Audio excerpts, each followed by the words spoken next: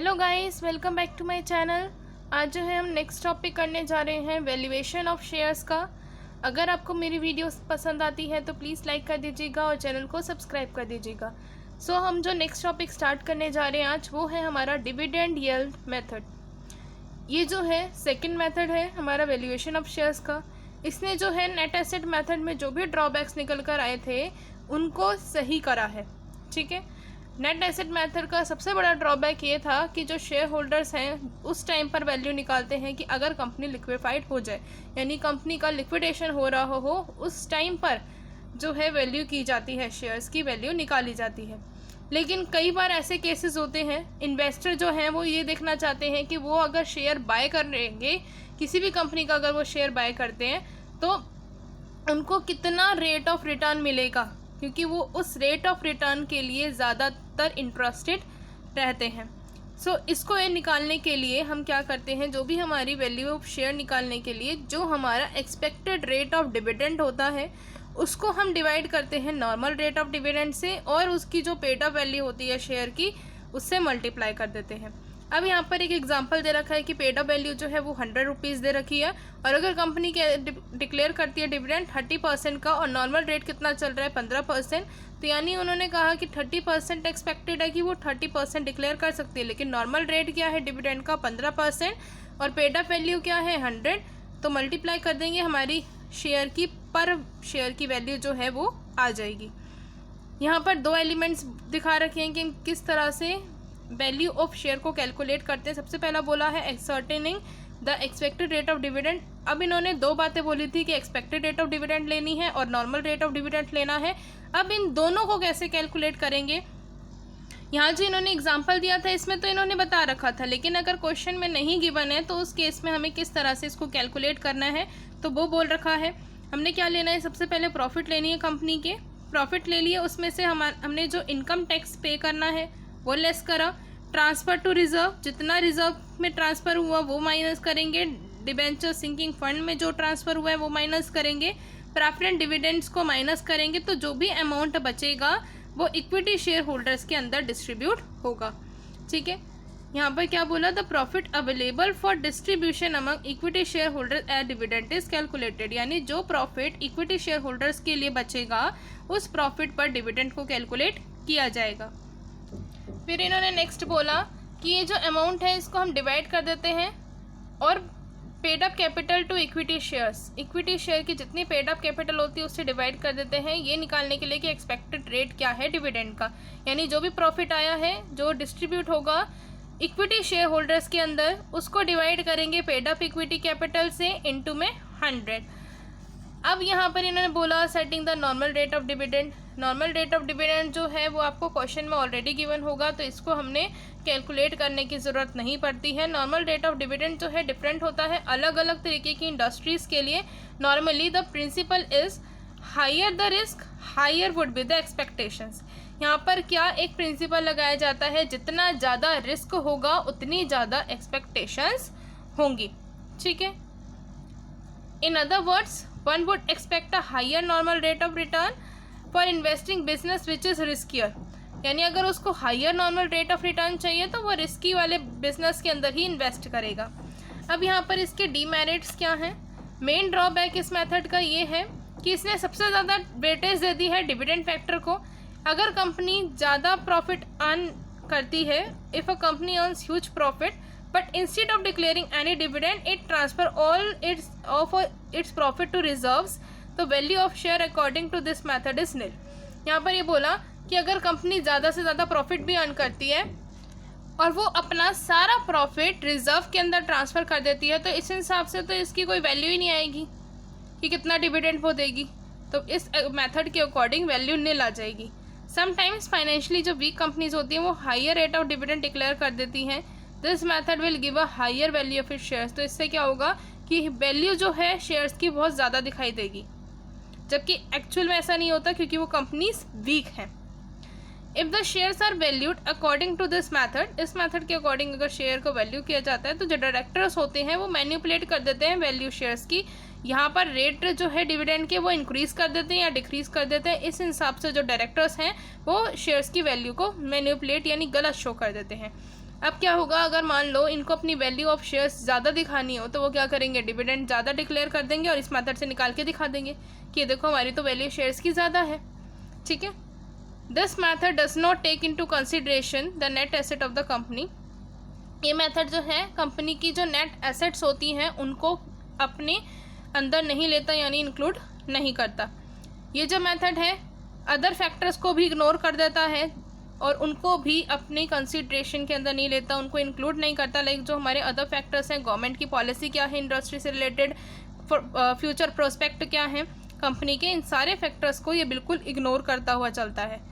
In practice it is very difficult to predict the expected rate of dividend. Actual में अगर देखा जाए तो हम expected rate of dividend actual में तो नहीं निकाल सकते, हम ये नहीं बता सकते कि ये परफेक्ट होगा। इससे जो है ट्रू जो वैल्यू होगी शेयर्स की वो कहीं ना कहीं नहीं निकलेगी, क्योंकि ये एक्सपेक्टेशंस के ऊपर है।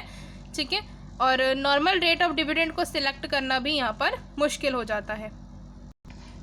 फिर है ये जो मेथड है ये अप्रोप्रिएट है इन्वेस्टर के लिए जो कि अपने शेयर्स को होल्ड करना चाहते हैं शॉर्ट टर्म के लिए, since he is primary interested in the dividend declare by the company, क्योंकि ये इंटरेस्टेड होते हैं जो भी डिविडेंड डिक्लेयर किया जाएगा कंपनी के द्वारा।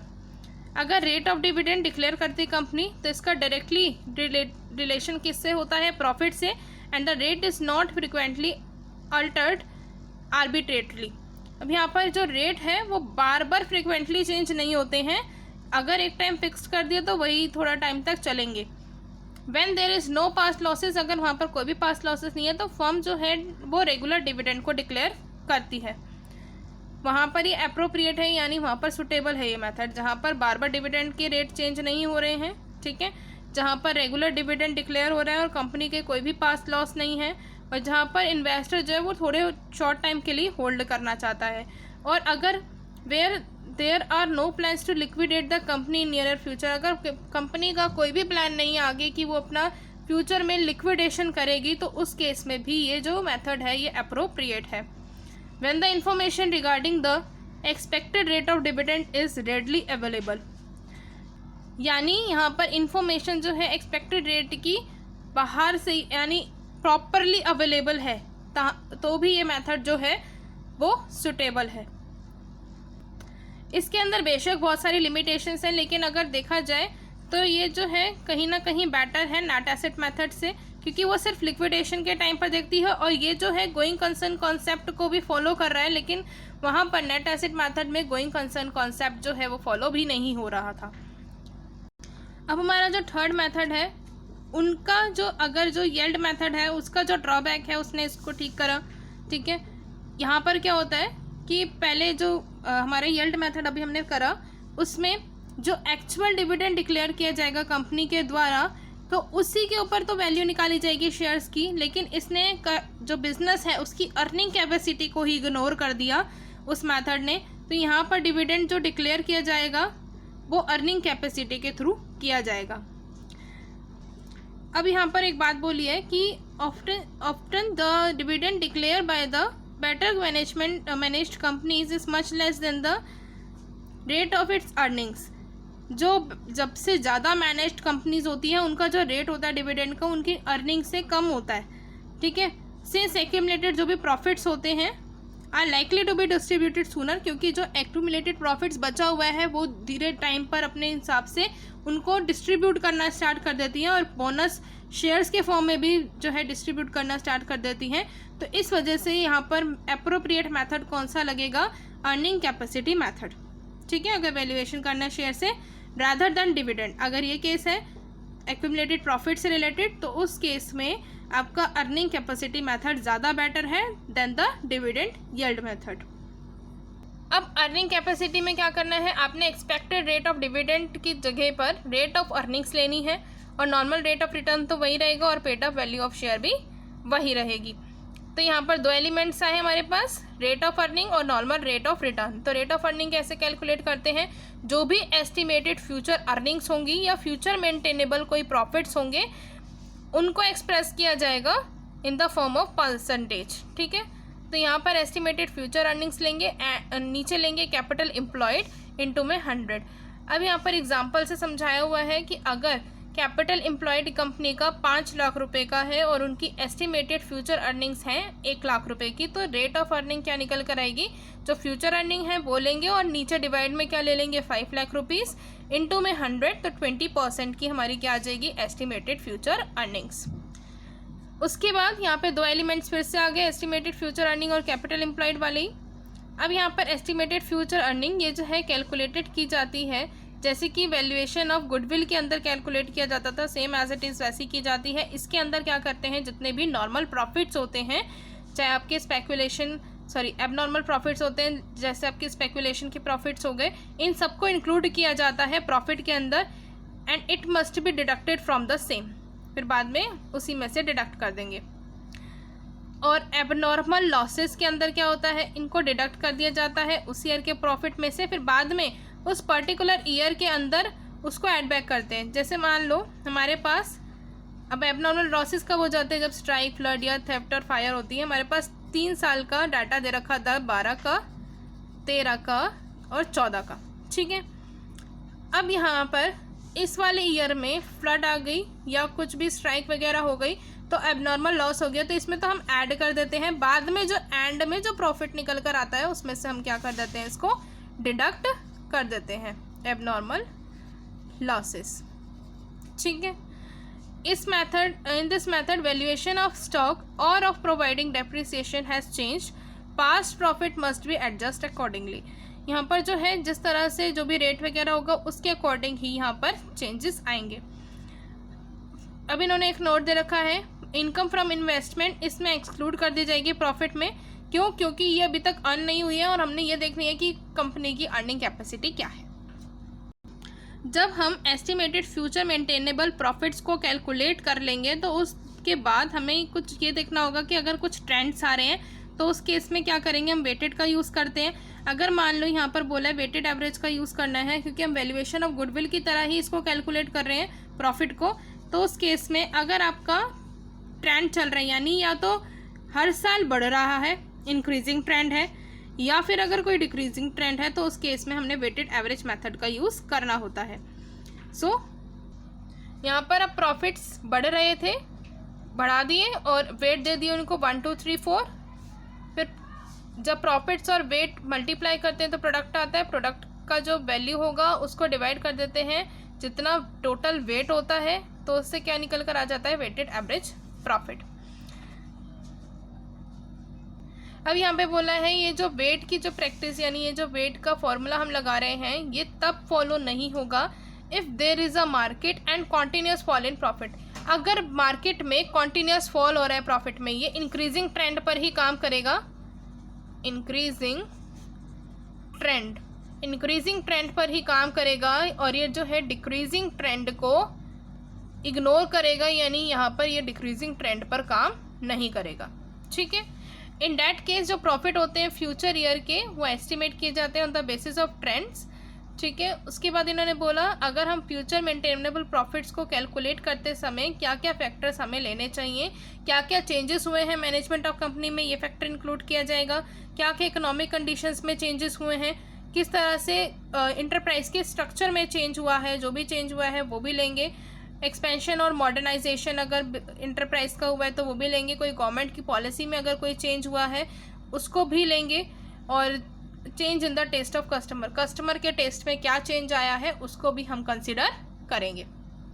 फिर उसके बाद इन्होंने बोला कि जब हम एवरेज प्रॉफिट को कैलकुलेट कर लेंगे इन सारे मेथड से, जो भी टैक्स होगा उसमें से डिडक्ट कर देंगे, और जो भी लेटेस्ट प्रोविजन चल रहे होंगे टैक्स के वो भी डिडक्ट होंगे। आफ्टर डिडक्टिंग टैक्स जो भी रिमेनिंग प्रॉफिट बचेगा उसको हम बोलेंगे एस्टिमेट फ्यूचर अर्निंग्स और फ्यूचर मेंटेनेबल प्रॉफिट्स, यानी जो भी हमारे प्रॉफिट्स आएंगे वेटेड एवरेज के थ्रू आ रहे हैं या नॉर्मल प्रॉफिट आ रहा है, एबनॉर्मल प्रॉफिट्स को माइनस करके और एबनॉर्मल लॉसेस को ऐड कर इस तरह से जो भी प्रॉफिट आ रहा है, ठीक है, उनको तो हम क्या कर देंगे, ले लेंगे, और उसमें से जो भी टैक्स बनता होगा, जो भी अलग टैक्स प्रोविजंस होंगे उनको भी लेस कर देंगे। उसके बाद हमारे पास आता है कैपिटल एम्प्लॉयड, जो अमाउंट ऑफ कैपिटल एम्प्लॉयड होता है उसको हम कैलकुलेट करते हैं जितनी भी हमारी एसेट्स होती हैं उनकी मार्केट वैल्यू पर।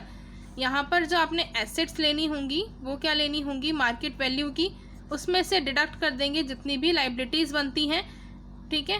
तो हमारी क्या आ जाती है, हमारी कैपिटल एम्प्लॉयड। ठीक है, उसके बाद यहाँ पर एक नोट पे बात बोल रखी है कि यहाँ पर ध्यान रखना है कि अगर हम जब कैपिटल एम्प्लॉयड निकाल रहे हैं इस मेथड के अंदर, तो डिबेंचर या प्रेफरेंस शेयर कैपिटल को डिडक्ट नहीं करना टोटल एसेट में से। In other words, capital employed का मतलब होता है कि जितनी टोटल इक्विटी शेयर कैपिटल है, रिजर्व्स है, प्रेफरेंस शेयर्स है और हमारा शेयर कैपिटल और लॉन्ग टर्म बॉर्रोविंग्स है इंक्लूडिंग डिबेंचर, उनको हम कैपिटल एम्प्लॉयड कहते हैं। सो जब हम प्रॉफिट की फिगर निकालेंगे तो उस केस में हमेशा ध्यान रखना कि आपने प्रेफरेंस शेयर्स, कैपिटल और डिबेंचर की वैल्यू को माइनस नहीं करना है टोटल असेट में से। ठीक है, अर्निंग कैपेसिटी मेथड यहाँ पे एक समराइज्ड फॉर्म में दे रखा है कि वैल्यू ऑफ शेयर निकालने के लिए रेट ऑफ अर्निंग्स अपॉन में normal rate of return into में paid up share capital, paid up value of share, rate of earnings कैसे निकालेंगे, जितना प्रॉफिट अर्न हुआ है अपॉन में नेट कैपिटल एम्प्लॉयड इनटू में 100।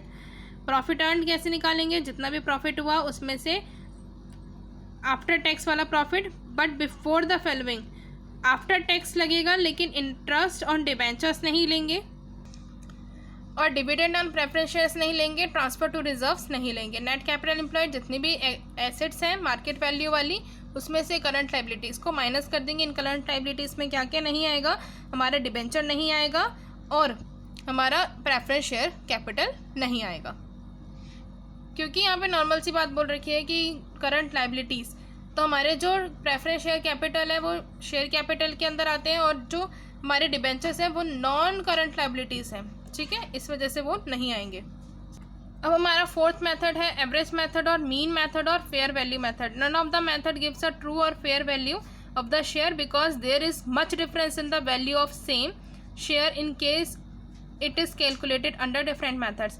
अब हमारे पास अलग अलग मेथड्स थे, net asset value method, yield method और अर्निंग कैपेसिटी मेथड, ये अपनी तरफ से अलग अलग वैल्यू बताएंगे शेयर्स की, तो कोई भी मेथड ट्रू और फेयर वैल्यू नहीं बताता। So therefore it is consider appropriate the valuation may be done by two methods and the value so obtain be average. यहाँ पर इन्होंने क्या बोला कि किसी भी दो मेथड से वैल्यू निकाल दो और उन दो मेथड्स का एवरेज कर दो। द एवरेज वैल्यू में be logically considered as fair value of the share. ये जो एवरेज वैल्यू वाला मेथड है ये जो है फेयर वैल्यू ऑफ शेयर को कंसिडर करता है। ये थोड़ा सा लॉजिकली बात बोल रहा है कि अगर मान लो मैं कोई भी दो मेथड ले लूँ, नेट एसेट मेथड ले लूँ, ठीक है, और मैं ले लेती हूँ अर्निंग कैपेसिटी मेथड, इन दोनों के मेथड का जो भी वैल्यू आएगा अर्निंग कैपेसिटी मेथड, इन दोनों मेथड के से जो भी वैल्यू आएगा उसका हमने क्या कर लेना है, एवरेज निकाल लेना है। जो भी एवरेज आएगा उसको ही हम कंसीडर करेंगे कि यही जो है वैल्यू है, एक्चुअल वैल्यू है शेयर्स की। सो यहाँ पर आज ये चैप्टर कंप्लीट हो जाता है। सो मिलते हैं नेक्स्ट वीडियो में, बाय बाय।